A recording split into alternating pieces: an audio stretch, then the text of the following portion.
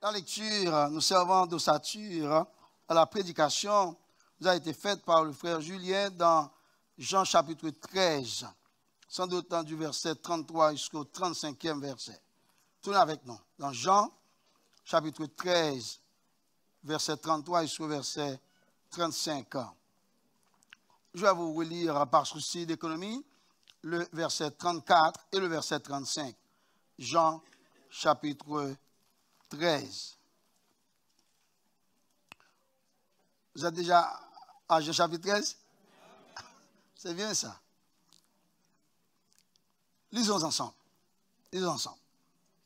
Je vous donne un commandement nouveau. Aimez-vous les uns les autres. Comme je vous ai aimé, vous aussi. Verset 35. À ceux-ci, nous connaîtrons. Encore le verset 35. À ceux-ci, tous connaîtront. Et vous êtes, si vous avez. Amen. Tout seul, on va plus vite, chers amis. Ensemble, on va plus loin. Laisse-moi reprendre ce proverbe africain. Tout seul, on va plus vite. Et ensemble, on va plus loin. C'est un proverbe africain qui nous décourage de vivre en silo. Ce proverbe nous décourage de vivre en autarcie, en circuit fermé. Par contre, ce proverbe-là nous inculque l'idée de réseau, le goût du bon voisinage et le sens de vivre en communauté pour laisser nos empreintes les uns sur les autres et sur l'environnement dans lequel nous vivons. Serviteur, ce proverbe dit, tout seul, on va plus vite et ensemble, on va plus loin.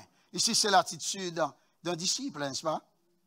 Et c'est le contenu du témoignage que Dieu veut pour chacun de ses disciples. Le témoignage du disciple, voilà le thème du sermon en la circonstance. Peuple de Dieu répété, le témoignage du disciple. Quel est le contenu de ce témoignage? Question à laquelle va répondre le passage à l'étude en nous incitant à cultiver 3 bonnes attitudes. La première bonne attitude est un sentiment de connexion. N'oubliez pas le thème, c'est le témoignage du disciple. La première bonne attitude est un sentiment de connexion. Jean chapitre 13, le verset 34, la première partie, je vais lire pour vous. Le texte dit, je vous donne un commandement nouveau, aimez-vous les uns les autres. C'est Christ, chers amis, qui parle ainsi. Est-ce que vous voyez, quand Christ dit, aimez-vous les uns les autres, ce que le texte ne veut pas dire, le texte ne veut pas dire que vous et moi apportions, n'est-ce pas, une quelconque contribution à cette déclaration de Christ, n'est-ce pas? Est-ce que vous étiez là? Est-ce que nous étions là quand Christ prononçait ces mots-là? Non, n'est-ce pas? On n'était pas là, n'est-ce pas? Il ne s'agit pas donc d'une co-création. Nous n'avons rien apporté là-dedans. C'est comme Dieu qui a délivré son peuple, il n'avait avec lui aucun Dieu étranger. Ainsi, toute la gloire lui revient. OK? Donc, l'idée ne vient pas de vous. L'idée ne vient pas de nous. C'est un commandement divin. Et c'est une injonction divine. Et c'est une imposition divine. Parce que le texte dit c'est un commandement. Donc, ce n'est pas apprendre ou à laisser, c'est apprendre. C'est une injonction. Dieu ne plaisante pas quand Dieu passe une injonction. Dieu s'attend à ce que l'injonction soit suivie de telle manière, comme Dieu le veut. Ensuite, c'est une imposition. Dieu s'érige en autorité pour nous dire, voilà ce que je veux que vous accomplissiez. C'est comme ça son nom va être glorifié. N'oubliez pas, je vais vous aider à comprendre le contexte dans lequel Christ a fait cette déclaration. Il s'agissait, n'est-ce pas, Christ était donc au bon moment, n'est-ce pas, de quitter la terre, n'est-ce pas? Est-ce que vous comprenez que quelqu'un qui a passé du temps avec ses disciples, ses serviteurs, il a compris, n'est-ce pas, la douleur. Il a vu aussi, la gravité de vivre sans lui sur la terre. tandis que sa mission sur terre était donc temporaire. Après avoir accompli sa mission, il devait donc rebousser chemin. Il devait retourner vers son Père. Et donc, dans cette tristesse de la séparation, Jésus fait à ses disciples, comme première compensation de son absence, un don infiniment précieux. C'est l'amour fraternel. Il est vrai, chers amis, qu'il s'agit d'un commandement. Mais c'est un commandement que Christ se charge lui-même d'accomplir dans le cœur et dans la vie de ses serviteurs. Donc, en général, de ses serviteurs et de ses servantes. C'est même en cela que ce commandement est nouveau. Aimer n'est pas nouveau, n'est-ce pas? Parce que Moïse a déjà retranscrit les paroles de Dieu dans les 10 commandements, que nous devons nous aimer les uns les autres. Nous devons aimer Dieu. Pourquoi Christ a dit lui-même que son commandement est nouveau? Tout au long de notre démonstration ici, vous allez comprendre la nouveauté de cette déclaration de Christ. Tout d'abord, et gravé, n'est-ce pas, dans vos mémoires, Christ lui-même se charge d'accomplir dans la vie de ses disciples, dans la vie de son Église, dans notre vie, et cela, ce commandement. Et ce mot a singulièrement occupé les exégètes. Les exégètes, ce sont les gens, n'est-ce pas, qui se donnent pour tâche d'interpréter la parole de Dieu. Comment ont-ils demandé?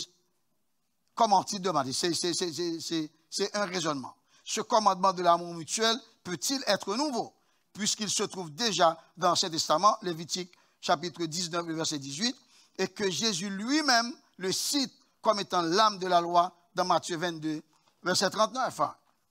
Écoutez, n'est-ce pas, les multiples déclarations faites par les exégètes, les serviteurs de Dieu. Et il est nouveau ce commandement parce qu'il renferme tous les autres commandements de la loi. C'est la déclaration de Luther. Vous comprenez, Martin Luther. C'est la déclaration de Luther. De son côté, Calvin a dit, mais ce commandement est nouveau parce que Jésus l'a renouvelé. Ça fait du sens, n'est-ce pas?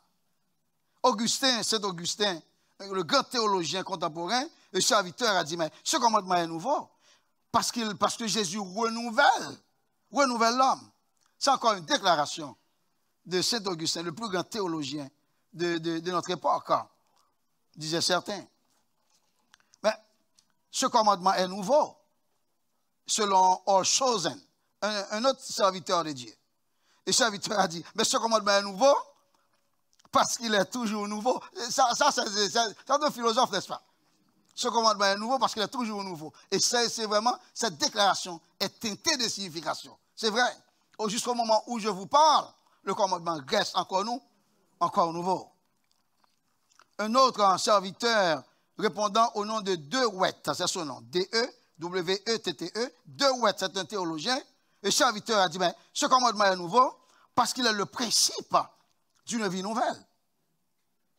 Et ensuite, d'autres continuent pour dire, Grotius et d'autres, ces gens-là disent, mais ce commandement est vraiment nouveau parce qu'il établit la différence qu'il y a entre l'amour fraternel et la charité pour le prochain, n'est-ce pas? C'est profond, n'est-ce pas? C'est profond. Dans ce testament, il a dit, mais il faut aimer, n'est-ce pas, notre prochain comme nous-mêmes. Mais Christ a approfondi cette déclaration. Il a dit, mais non seulement il faut aimer notre prochain, mais il dit, mais nous devons aussi nous aimer les uns nous devons nous aimer les uns les autres. Il y a du vrai dans toutes ces interprétations, chers amis. Mais il est plus vrai encore de dire que ce commandement est nouveau dans son essence parce que Jésus lui-même l'accomplit dans le cœur de ses disciples par l'amour qu'il les a aimés. Et ça, vous savez que, chers amis, quand nous accomplissons par exemple une œuvre d'amour pour Dieu, c'est parce que Dieu travaille en nous. Est-ce que vous comprenez ça, chers amis? Parce que par nature, nous n'avons pas la capacité de bien faire. Parce que le péché, n'est-ce pas, nous empêche de faire ce qui est bien pour Dieu. Bien avant, après l'introduction du péché dans le monde, bien avant que le péché se fût introduit dans le monde, l'homme pouvait bien faire. Mais après que le péché se fut introduit dans le monde, l'homme, n'est-ce pas, est fauché, n'est-ce pas? L'homme pouvait penser à tout ce qui est mauvais sans pouvoir accomplir ce qui est bien aux yeux de Dieu. Mais quand Dieu est à l'œuvre dans notre vie, il nous étend, chers amis. Il nous incite à poser des gestes que nous n'arrivons même pas à comprendre. Tandis que nos actions glorifient notre Dieu. Quel est donc le fondement d'un tel commandement? Aimons-nous les uns les autres. Pourquoi devons-nous cultiver ou développer ce sentiment de connexion? C'est parce que tout d'abord, nous étions des gens des ténèbres. Vous êtes d'accord avec cette déclaration? Nous étions tous des gens des ténèbres. Et Dieu nous a transportés des ténèbres. Et cela à son admirable lumière. Là où Dieu nous place, c'est son royaume de lumière. Et donc, s'il y a des ténèbres dans le royaume de Dieu, ce n'est pas Dieu qui a introduit les ténèbres. C'est nous autres qui l'a placé dans son royaume. Et qui venons avec ces ténèbres. Autour de Dieu, il n'y a pas de place pour les ténèbres. C'est la raison pour laquelle nous devons, n'est-ce pas, nous devons lutter de telle manière que les ténèbres ne restent pas près de nous. Si les ténèbres nous côtoient, ça veut dire que nous ne sommes pas totalement dans la volonté de Dieu. Nous étions des gens des ténèbres. Et Dieu nous a transportés dans son royaume de lumière. Nous sommes au Seigneur et non à nous-mêmes. C'est une bonne déclaration pour dire, nous ne devons pas agir comme bon nous semble, mais nous devons agir de telle manière que le nom de Dieu soit glorifié. Nous ne nous appartenons point à nous-mêmes.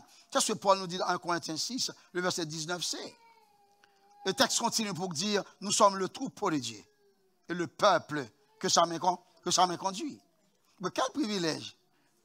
Je ne sais pas pour vous, mais quand je me regarde, je vois moi-même un serviteur de Dieu. C'est extraordinaire, n'est-ce pas?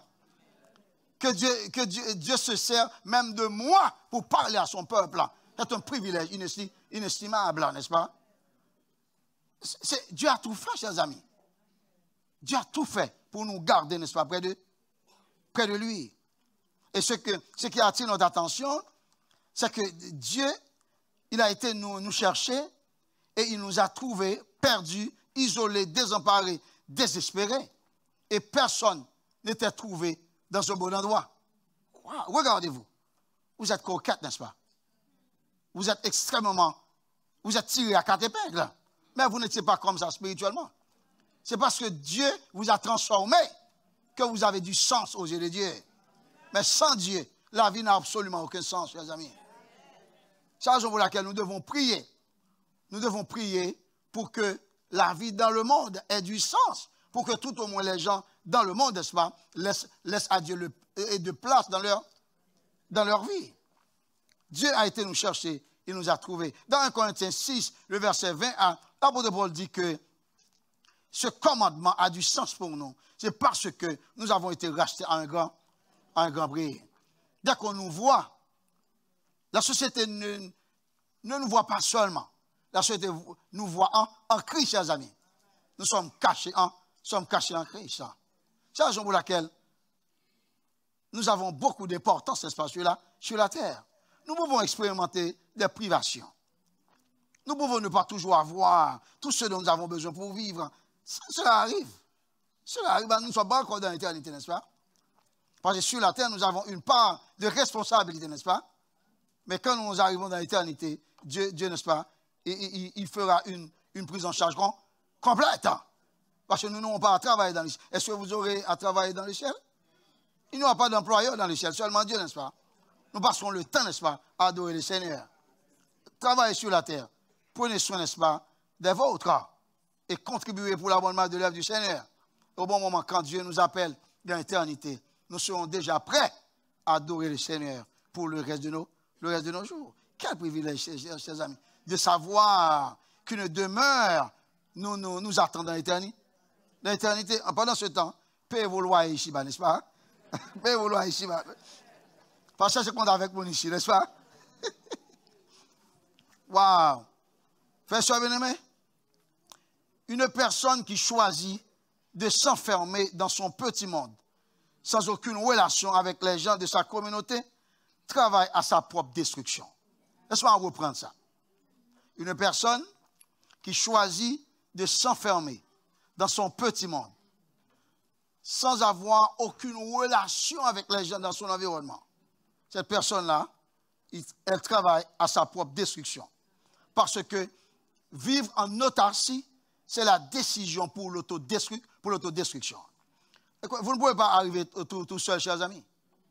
Si vous pouviez y parvenir, Dieu, n'est-ce pas, Dieu vous aurait laissé là où vous étiez. Il vous a arraché. Il nous a arrachés là où nous étions, dans notre zone de confort, pour nous placer dans son église. C'est l'espace. C'est l'espace de communion. C'est l'espace, n'est-ce pas, pour la bonne vie. C'est là où la vie est belle, chers amis, dans la présence de Dieu.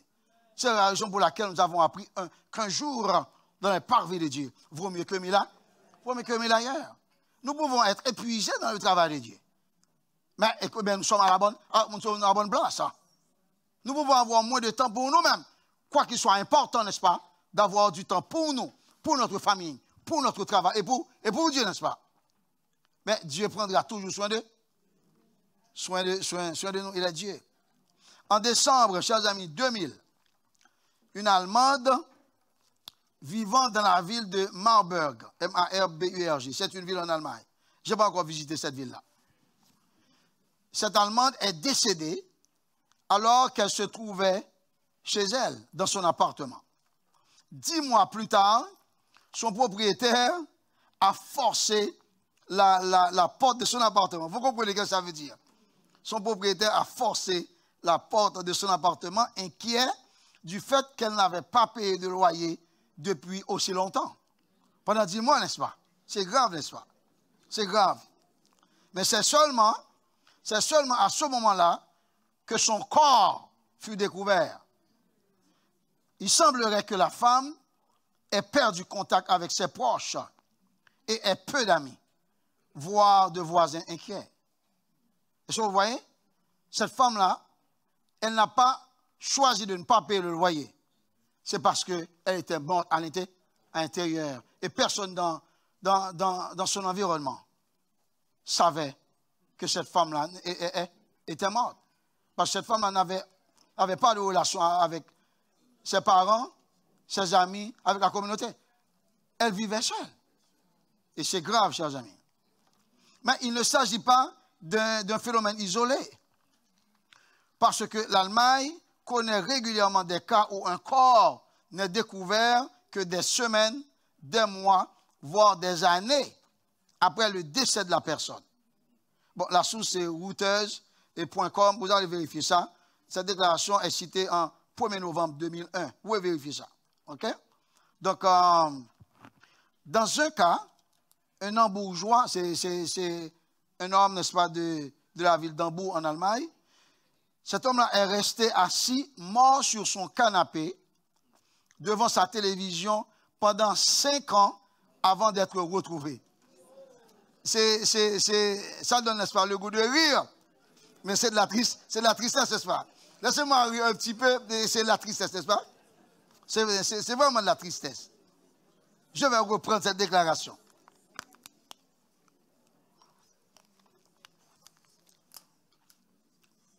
Est-ce que vous savez de quelle ville je parlais? De quelle ville? Hambourg. C'est en Haïti ou bien en Allemagne? Très bien. En Haïti, on peut faire mieux que ça, n'est-ce pas? Très bien. Donc, je suis en train de prêcher maintenant, ok? Donc, cet homme-là est resté assis, mort sur son canapé, devant sa télévision pendant 5 ans avant d'être retrouvé. Nous vivons dans une société où le sentiment de connexion et de communauté s'effondre. Et c'est une réalité. Et pour bien comprendre comment ce sentiment s'effondre, regardez autour de vous. Regardez vous-même. Comment vous-même, vous avez, n'est-ce pas, sans doute empoisonné ce sentiment de connexion. Qu'est-ce que vous avez fait vous-même pour rendre ce sentiment effectif autour de vous? Qu'est-ce que vous avez fait? Vous avez vous avez ajouté quand même quelque chose de telle manière que qu'on puisse vous reconnaître comme un trait d'union.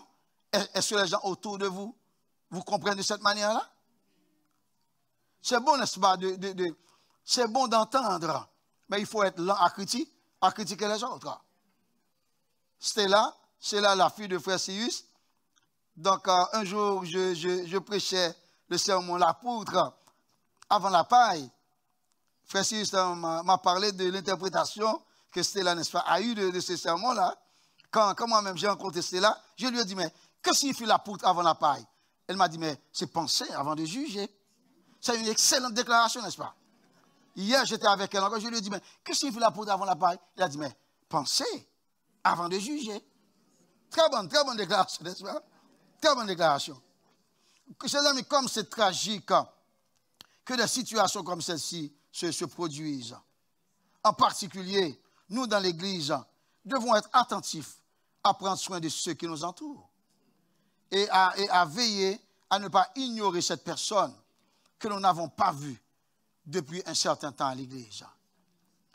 Combien de gens que nous n'avons pas vus à l'Église, nous n'avons même pas pensé à lui donner, n'est-ce pas, à donner à ces gens-là un coup de fil pour savoir comment va cette personne. Frère, un coup de fil seulement, téléphonique, peut faire une grande différence. Vous ne voyez pas la personne. Ne critiquez pas la personne parce que vous ne la voyez pas pendant quelques mois à l'église. Seulement prions pour que rien ne se passe sur son canapé, n'est-ce pas? On aimerait que cette personne soit toujours en vie, n'est-ce pas? Ça soit toujours en vie. Il semble que c'est de mauvais signe, n'est-ce pas? Quand on reste sur son canapé pendant 5 ans, n'est-ce pas? C'est grave. Ne passez pas trop de temps sur votre canapé. Frères et bien-aimés, évitez de vivre dans l'isolement, tandis que vous êtes de la communauté des frères et sœurs. Quand vous arrivez dans une communauté, faites-vous connaître, chers amis. Parce que, vous voyez, nous sommes le peuple de Dieu. Dieu nous a pris de toutes parts et il nous a placés dans son église. L'église appartient à Dieu. Nous autres aussi, nous appartenons à Dieu, n'est-ce pas? Nous sommes à Dieu. Mais qu'est-ce qui empêche que nous ayons de bonnes relations entre nous-mêmes? Parce que nous avons le même Seigneur. Sans doute nous avons la même foi, n'est-ce pas? Nous avons la même espérance. Et nous servons le même Dieu. Quand vous voyez quelqu'un taquiner quelqu'un d'autre, vous dites à cette personne, attention, nous sommes de la même famille. Quand vous voyez quelqu'un d'autre assassiner le caractère d'un autre, vous lui dites, mais faites attention. Donc, nous sommes tous adoptés dans la famille de Dieu. Vous n'êtes pas plus privilégiés que moi. Je ne suis pas plus privilégié que vous. C'est Dieu nous a placés ensemble pour vivre ensemble. Chers bien-aimés, Jésus dit, aimez-vous les uns les autres. Écoutez, c'est facile de nous tromper quand nous voyons aimer en français. Aimer peut vouloir dire n'importe quoi en français. Mais ici, Jésus parle d'un amour inconditionnel. C'est l'amour agapé. Peuple de Dieu, répétez, agapate. Encore agapate. Nous, forme de soir, alors, c'est le verbe grec utilisé à l'impératif pour traduire aimez-vous, n'est-ce pas? C'est le terme que Christ utilise pour dire que ici, c'est un amour inconditionnel. Aimez-vous, n'est-ce pas, dans une dimension que vous n'arrivez même pas à comprendre. Étonnez-vous vous-même. Dieu nous incite à agir à une dimension que nous devons prendre du temps pour comprendre la dimension dans laquelle Dieu nous fait agir. C'est l'amour de Dieu. Quand nous agissons dans cette dimension-là, nous ne trompons absolument personne. Nous n'humilions absolument personne. Nous n'abêtissons absolument personne. Mais nous nous mettons, n'est-ce pas, sur la même longueur d'onde. Mais qui sommes-nous pour penser que nous sommes supérieurs aux autres? Non, écoutez, mais Dieu a fait de nous ce que nous sommes, n'est-ce pas? Mais c'est notre joie. Et nous devons nous arrêter ici. Laissez Dieu agir. Et nous autres, vivons dans l'humilité. Dans l'humilité. Quand on parle de l'amour agapé, chers amis, c'est un amour altruiste et sacrificiel qui agit conformément au caractère et à la nature de Dieu. C'est ce que Jésus dit, mais valorisez-vous vous-même. Considérez-vous vous-même. Ayez de la considération les uns pour les autres. Estimez-vous heureux les uns les autres. Appréciez-vous les uns les autres. Pardonnez-vous les uns aux autres. Veillez les uns sur les autres. Ici, c'est le sens, c'est la signification du thème agapé. Aimer, même quand vous ne seriez pas disposé à aimer. Apprécier, même quand votre cœur vous dirait non, ne pas le faire, vous devez écouter la voix de Dieu, chers amis. Frères et bien-aimés, posons de bonnes œuvres que Dieu a préparées d'avance. Le témoignage du disciple, c'est la première attitude à cultiver, est un sentiment de connexion. La deuxième attitude est un sentiment de dépendance. Écoutez ce que Christ a dit. Christ a dit dans Jean chapitre 13, verset 34b. Il dit comme je vous ai aimé, vous aussi. Aimez-vous les uns les autres. Mais il a dit d'abord, comme je vous ai aimé. Donc, vous comprenez, chers amis, que ce sentiment de dépendance repose sur une référence digne de foi, ayant fait ses preuves. L'histoire peut en témoigner. Le temps et l'espace peuvent en témoigner. Les communautés d'antan et d'aujourd'hui peuvent aussi en témoigner. Ce commandement est nouveau, chers amis, c'est parce qu'il exigeait un degré plus élevé d'amour. Parce que Christ dit, comme je vous ai aimé, quand Moïse, dans les 10 commandements, a fait cette déclaration, Christ était encore dans l'éternité avec son Père. Donc personne n'avait pas encore vu l'œuvre sacrificielle de Christ, quoique dans la pensée de Dieu. Christ fut déjà sacrifié. C'est Dieu, n'est-ce pas? Mais la démonstration n'était pas encore faite sur la terre. Moïse n'était pas témoin du sacrifice de Christ. Mais nous autres, maintenant, nous savons que Christ, n'est-ce pas, c'est donné. Donc quand Christ parle, il dit, comme je vous ai aimé, il faut voir aussi le sacrifice de l'amour de Christ. Comme je vous ai aimé. Écoutez, Dieu, il a mis à notre disposition ce qu'il a de meilleur. Le texte, comme Dieu a tant aimé le monde, qu'il a donné son Fils unique. Ici, c'est l'idée de sacrifice. Il a donné son Fils unique. Il a livré son Fils unique. Mais qui sommes-nous pour que Christ vienne sur la terre mourir à notre place, si ce n'est une démonstration extraordinaire de l'amour de Dieu? Christ est venu. Comme je vous ai aimé. Comme je vous ai aimé. C'est un prototype, chers amis. Comme je vous ai aimé, c'est un modèle. C'est un modèle. C'est un bon exemple à suivre. Frères et sœurs bien-aimés, le signe distinctif des chrétiens n'est pas une croix portée autour du cou. Non.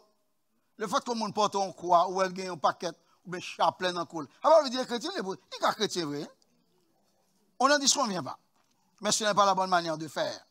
Ou bien vous arrivez, n'est-ce pas, dans un milieu, vous avez un gros maillot sur vous, ce maillot écrit « Je suis chrétien » ou bien « Je suis serviteur, servant de Dieu ». Ça peut servir parfois. Ça peut servir. Au cas où si on cherche des gens à protéger, peut-être si on voit ce maillot-là, peut-être que Dieu n'est-ce pas, nous ferait protéger, peut-être, n'est-ce pas. Mais c'est mieux, n'est-ce pas, que les gens puissent identifier notre identité à travers, n'est-ce pas, à travers nos actions. Les gens puissent voir ce que nous sommes à travers nos actions, à travers nos discours. Le signe distinctif des chrétiens n'est pas une croix portée autour du cou ou sur le revers de vêtements, ni un uniforme particulier. Car n'importe qui pourrait se dire disciple de cette manière. Bon, qui dirait que Judas n'était pas un disciple? il était aussi parmi les 12, tandis qu'il ne l'était pas. Le véritable signe d'un chrétien, c'est l'amour pour les frères chrétiens, l'amour pour les sœurs chrétiennes, l'amour pour les bien-aimés, pour les bien-aimés en Christ. Car un tel amour exige une puissance divine que reçoivent seuls ceux en qui l'Esprit demeure. Jésus dit, comme je vous ai aimé, aimez-vous les uns les autres. Est-ce que vous avez lu quelque part que Christ s'est comporté en hypocrite quand il était sur terre? Vous avez vu ça? On n'a jamais vu ça. On n'a jamais vu Christ. On n'a jamais vu cette étiquette d'hypocrite placée sur Christ quand il était sur terre. Non. Ça veut dire que Christ n'aimait pas, n'est-ce pas? N'aimait pas, donc, avec de l'hypocrisie. Comme Christ a dit, comme je vous ai aimé, aimez-vous les uns les autres. Ça veut dire que, puisque nous devons nous aimer les uns les autres, nous devons laisser de côté l'hypocrisie. Est-ce que vous savez, l'hypocrisie, c'est un double visage. C'est un double standard. Maintenant, vous voyez la sœur, il n'y a pas de meilleure référence que vous. Parce que, donc, vous parlez à la sœur. Quand vous quittez cette sœur-là, vous allez chez vous. Il n'y a pas de pire ennemi que vous, n'est-ce pas, pour cette sœur. Parce que vous n'êtes pas intègre. Les gens qui ne sont pas intègres, ce ne sont pas des gens entiers. Ce sont des gens morcelés, n'est-ce pas? Ces gens-là ne sont pas entiers. Ces gens-là ne sont pas crédibles. Comment se fait-il qu'ensemble, nous venions, n'est-ce pas, d'avoir une bonne communion? Et puis, arriver chez moi, je commence, n'est-ce pas, à vous critiquer acerbement. Ça ne marche pas. Ça ne marche pas. La personne qui agit comme ça a besoin de prier à tout au moins, ou bien a besoin de conversion. Ça ne marche pas, chers amis. C'est l'hypocrisie nous fait ficher double comportement. Comment on vous voit maintenant? Ce n'est pas comme ça que vous êtes dans la réalité. C'est la raison pour laquelle il faut demander à Dieu la grâce de faire en sorte que notre intérieur s'extériorise. Nous devons être tels que nous sommes vus. C'est comme ça, chers amis. Bon, qu'est-ce que je gagne? Qu'est-ce que je gagne en choisissant de vivre dans l'hypocrisie? Je perds du temps. Je me trompe. Et j'oublie que le salut est personnel. La raison pour laquelle un serviteur a dit, il y a beaucoup de surprises que nous aurons dans le ciel. Des gens que nous pensons que nous n'allons pas voir dans le ciel, nous les verrons. Oh, telle personne est là. Oh, nous les verrons. Et des gens que nous croyons, n'est-ce pas, ces gens que nous pensons être les premiers, nous les chercherions, nous ne les verrions pas. Oh, non. Nous ne les verrions pas. Écoutez bien, beaucoup de précision. Je ne dis pas nous ne les verrons pas. Nous ne les verrions pas. J'utilise le conditionnel, n'est-ce pas? Ça peut ne même pas exister même. On comprend? Mais la pire surprise que nous ayons, c'est quand nous allons voir nous-mêmes dans l'éternité. Ça veut dire que nous devons demander à Dieu la grâce pour que la transformation se fasse d'abord en nous, avant de voir la transformation dans la vie de quelqu'un d'autre, chers amis. Dieu est bon et nous devons aimer le Seigneur. Nous devons aimer le Seigneur. Je sais qu'il y a des gens ici qui savent chanter, et cela avec excellence, chers amis. Des gens qui savent prier, des gens qui savent servir. Mais c'est bien, n'est-ce pas, de voir des gens bien servir. Savoir tout au moins bien servir, c'est bien ça. Ça nous donnerait le goût de servir aussi. Mais nous cherchons toujours à imiter de bons exemples, chers amis. Jésus dit, comme je vous ai aimé. Dans Jean chapitre 13, au verset 1er, le texte dit, or, avant la fête de la Pâque, Jésus, sachant que son heure était venue de passer de ce monde au Père, ayant aimé les siens qui étaient dans le monde, les aima jusqu'à la fin. Christ a aimé les siens et il a continué d'aimer les siens. La Bible dit c'est jusqu'à là, Christ dit, comme je vous ai aimé, aimez-vous les uns. N'aimons pas seulement, n'aimons pas temporellement, mais aimons en permanence. N'aimons pas seulement pour un petit temps, mais aimons en tout temps. Écoutez, que nous soyons blessés, frustrés, je ne sais pas, nous devons aimer, et cela en permanence. Aimons nos frères, c'est le minimum que Dieu exige. L'amour fraternel, c'est un minimum. Bon, si nous n'aimons pas, comment Dieu, n'est-ce pas, va exaucer nos prières?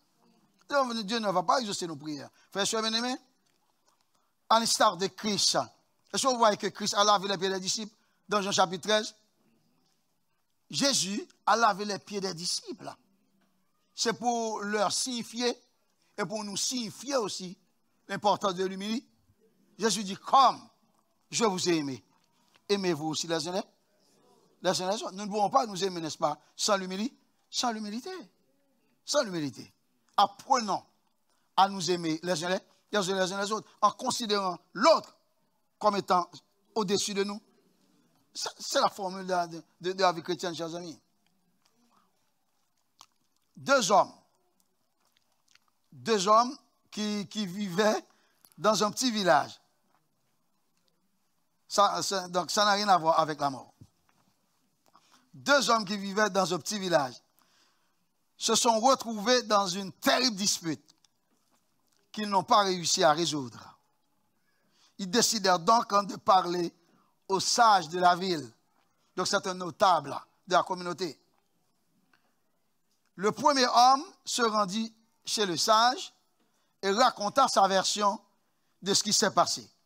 Lorsqu'il eut fini, le sage dit, « Vous avez tout à fait raison. » La nuit suivante, le deuxième homme appela le sage et lui raconta sa version de l'histoire. Le sage répondit, « Vous avez tout à fait raison. » Tandis que ces deux hommes-là ne pouvaient pas s'entendre. Mais le sage qui devait résoudre le problème, chaque histoire, le sage a dit, ben, c'est correct, c'est correct. Par la suite, la femme du sage a grondé son mari. Vous comprenez que ça veut dire gronder, n'est-ce pas? La femme du sage a grondé son mari. Ces hommes vous ont raconté deux histoires différentes et vous leur avez dit qu'ils avaient absolument raison. C'est impossible. Ils ne peuvent pas avoir tous les deux absolument raison. Le sage se tourne vers sa femme et lui dit, « Tu as absolument raison. »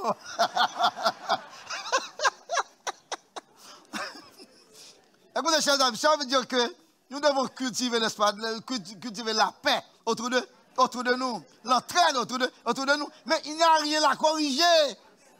Les histoires sont bien racontées. Et même la remarque de la femme est correcte. Le Seigneur dit, tout est correct. Donc, essayons nous-mêmes de résoudre nos problèmes.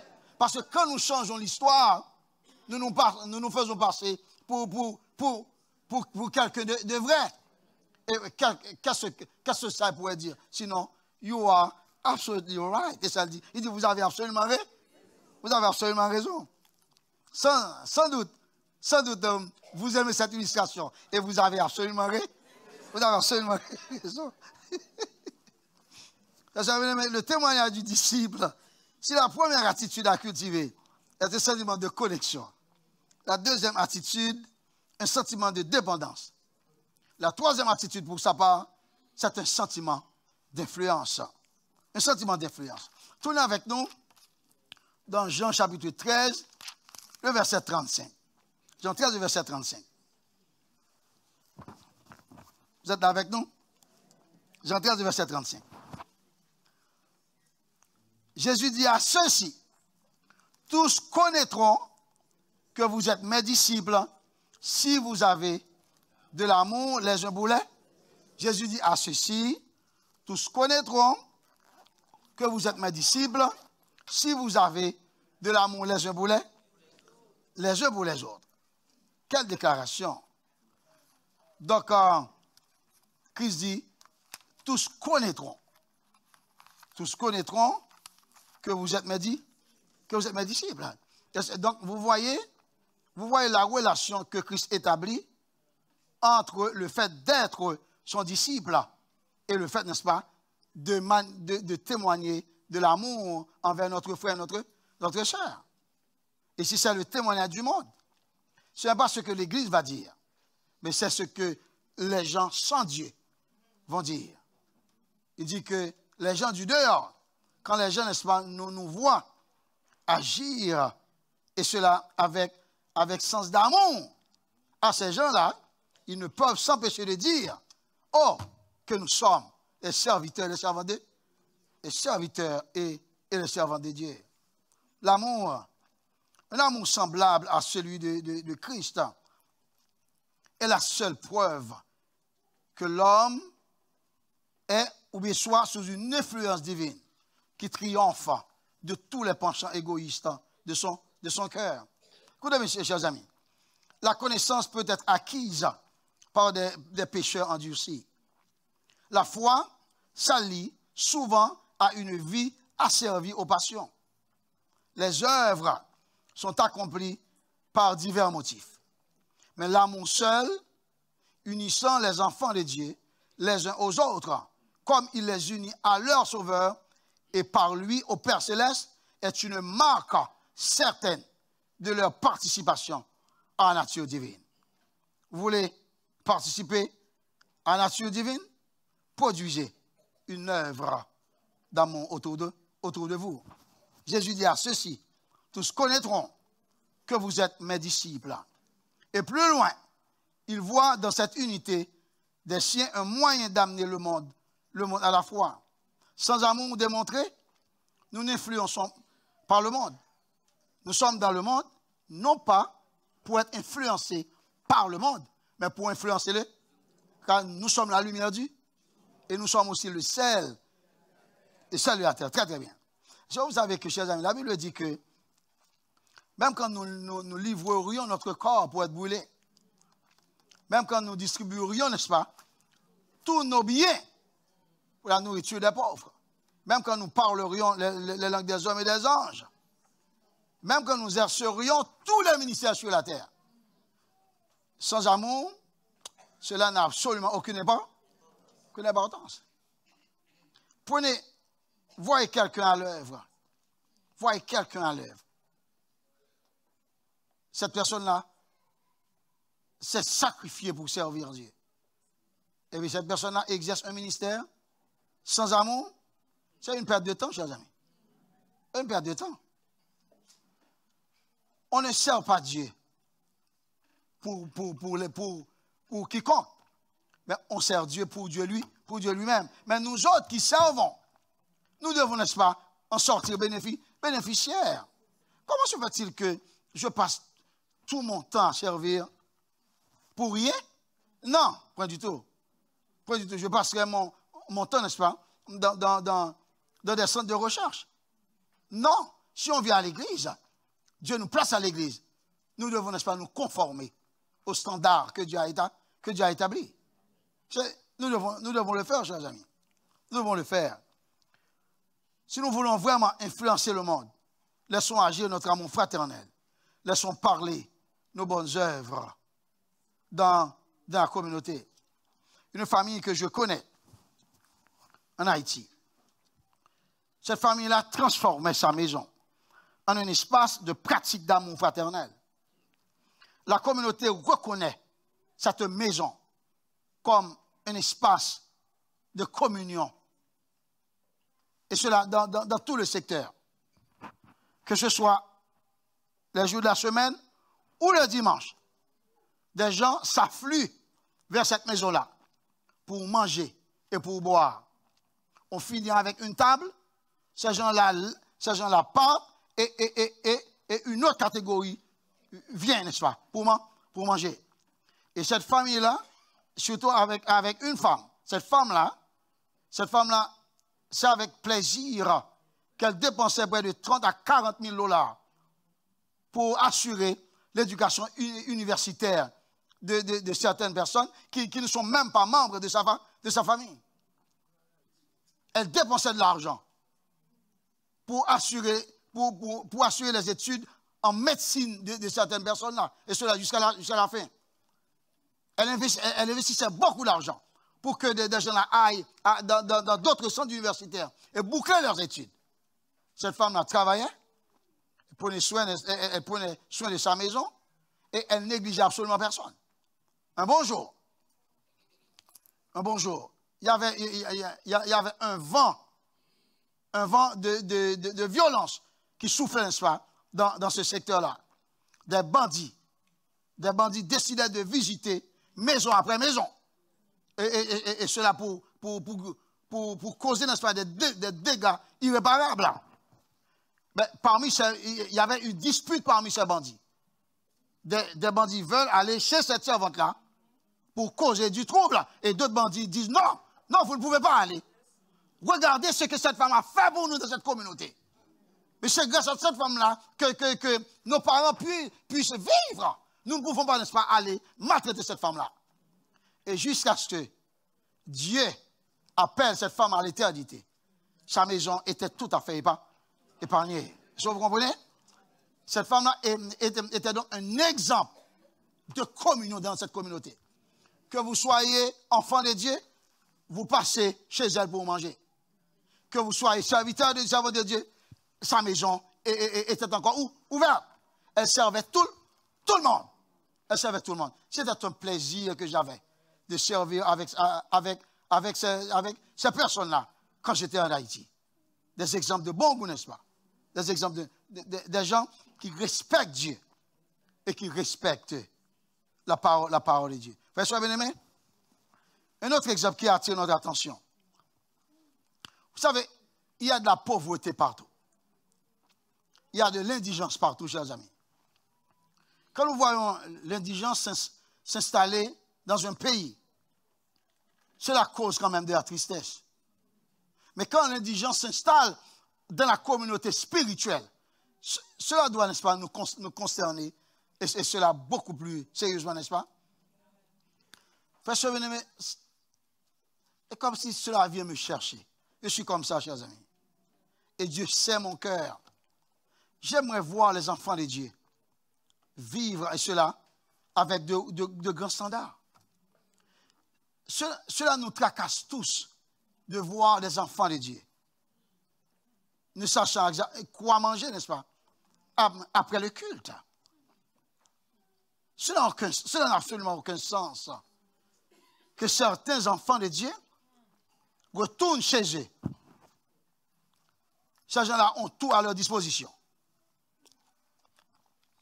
Ils ont tellement de vivres alimentaires, de nourriture, ils jettent dans la poubelle la nourriture. Tandis qu'il y en a des serviteurs et des servantes de Dieu en état d'indigence qui ne savent absolument quoi manger, comment prendre soin de leur famille. Cette situation est révoltante, chers amis.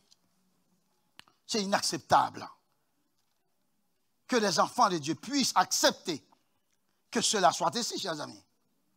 Mais tout au moins, Dieu nous laisse un exemple. La parole de Dieu dit, au sein de l'église primitive, il y avait de l'indigence au sein de l'église primitive. Des gens qui avaient des moyens. Personne ne disait que ces biens lui appartenaient ou bien lui appartenaient son propre. Mais tout était commun entre eux. Jésus dit, à ceux-ci, tous connaîtront que vous êtes mes disciples quand vous avez de l'amour les uns pour les autres. Écoutez, l'amour ne doit pas être seulement discours. L'amour doit être action. Puis il ne doit pas jamais parler de nous remène, mais vous posez action qui pouvait qu'on remène, mon chers amis. C'est honte de nos serviteurs, bon Dieu. Il a mis le dehors dans le cas parce qu'il ne va pas payer $500 pour loyer. Mais quand l'église y est, pourquoi ces gens contribuent au sein de l'église? Et même quand une personne n'aurait pas assez contribué, ce n'est pas une excuse pour l'église de ne pas aider cette personne-là à sortir de son impasse. Je ne sais pas combien on contribue ou pas. Ça ne m'intéresse pas. Dès qu'un enfant de Dieu est dans une impasse, l'église doit venir à sa rescousse, chers amis. Écoutez, c'est la formule chrétienne, chers amis. C'est ce que Dieu veut, c'est ainsi Dieu veut que nous vivions, chers amis. C'est comme ça nous arriverions à influencer le monde. On vous connaît. Le monde ne connaît pas Christ. Le monde ne voit pas Christ. Le monde me voit, vous voit et nous voit. Le monde ne sait même pas où se trouve l'éternité. Mais le monde sait où se trouve, où est l'adresse de cette congrégation. Ou bien où sont les adresses d'autres congrégations. Le monde nous connaît. Le monde nous voit. Et sans doute, le monde nous voit avec nos hauts standards. Et le monde regarde aussi l'indigence et la pauvreté autour de nous aussi. Nous ne faisons absolument rien. Ces gens qui avaient beaucoup de moyens, ils mettaient à la disposition des autres en état de nécessité leurs biens, chers amis. Ce qui fait la joie de cette générosité, la joie de la démonstration de l'unité, c'est que les gens qui apportaient leurs biens ne donnaient pas ces biens-là aux gens qui sont dans le besoin. Ils apportaient les biens exactement aux dirigeants. Et je parle des dirigeants conséquents.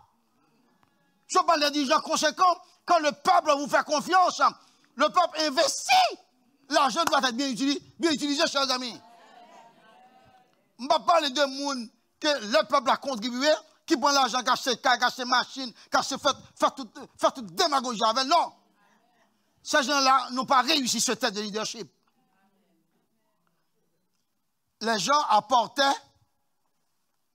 de l'argent, ils déposaient l'argent au pied des disciples, c'est pour dire, ils font confiance au leadership. Et puis le texte dit, et on distribuait à chacun selon ses besoins. Le test de leadership était réussi. Les gens ont réussi ce test de leadership. Écoutez, c'est un grand travail, chers amis. Dieu nous met tous dans la barque. Nous avons une part de responsabilité. Parce qu'il se pourrait bien qu'il y ait des gens des gens qui sont dans le besoin. Mais vous pouvez ne jamais savoir ces personnes-là. Mais c'est beaucoup plus facile pour les dirigeants de savoir. C'est beaucoup plus facile pour des gens qui sont en nécessité d'aller voir un dirigeant, ou bien au lieu de venir dans une église pour dire, donc je suis dans le besoin. C'est la raison pour laquelle l'église doit toujours être animée. Les gens aussi de l'église doivent toujours être animés de bon cœur pour apporter. Et cela avec abondance et surabondance, ce que Dieu a mis à notre disposition. Il faut apporter dans la maison du Seigneur pour qu'il y ait de la nourriture. Quand nous ne sommes pas mesquins envers Dieu, quand nous investissons pour renflouer la caisse de l'église, écoutez, l'église aura beaucoup plus de possibilités pour subvenir aux besoins des autres. Écoutez, si nous commençons à dire, c'est moi qui me prêcher ici. C'est pour ça que mon Dieu établit moi-même. Et pour ça, quand on m'écoute parler, on dit, ah, Dieu est derrière cet homme. Parce que je ne parle pas pour me plaire, et pour plaire à qui que ce soit, sinon à Dieu et à Dieu seulement. Et quand Dieu parle par notre bouche, le nom de Dieu est glorifié, chers amis.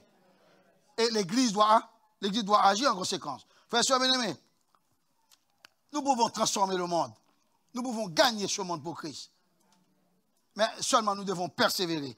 De l'amour fraternel. Il n'y a plus de bonheur à donner qu'à recevoir. Mais cette formule de Jésus énonce une grande vérité. L'amour désintéressé porte en lui sa récompense. S'il y a beaucoup de bonheur à recevoir de l'amour, il y en a beaucoup plus aussi à en donner. Frères et sœurs bien-aimés, si l'amour nous fait défaut, c'est que nous ne sommes pas en bénédiction pour notre assemblée. Mais nous devons imiter le type d'amour qui peut nous aider à faire toutes sortes de différences pour Dieu.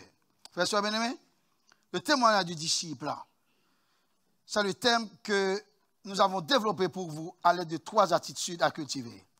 Première attitude, un sentiment de connexion. Deuxième attitude, un sentiment de dépendance. Troisième attitude, un sentiment d'influence. Persévérons dans l'amour fraternel. Améliorons-nous nos conditions de vie et projetons l'amour de Christ sur nos frères, sur nos sœurs, sur nos prochains. Puis attirons notre communauté et le monde entier vers Dieu. Que Seigneur nous fasse la grâce.